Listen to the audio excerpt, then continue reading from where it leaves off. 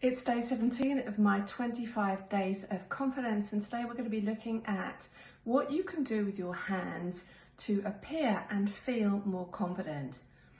So what do you not do? Well, what I find is that a lot of people who are not feeling confident is that their hands will give it away. They'll maybe have their arms folded, or perhaps they'll have their hand over their mouth. They might start twiddling with their hair or play with a piece of jewelry.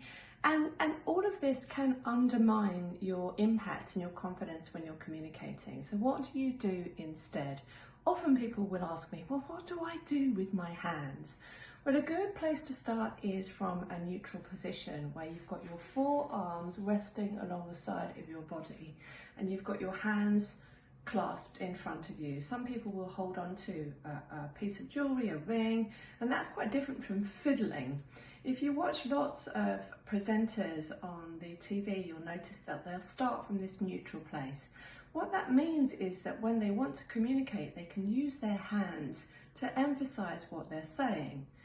What I've noticed a lot of people do recently is they'll use this gesture a lot to convey the intensity of what they're saying. And it certainly does that, but this is a case of less is more. And if we do too much of that, it can get quite repetitive.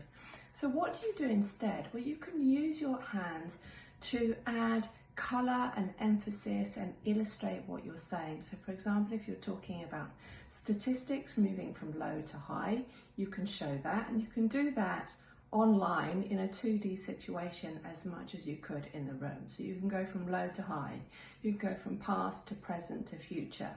You can talk about the future, looking at the vision of an organisation. Of course, be careful with the camera that your hand doesn't get so large that it detracts from your message. So you can use your hands in all sorts of different ways.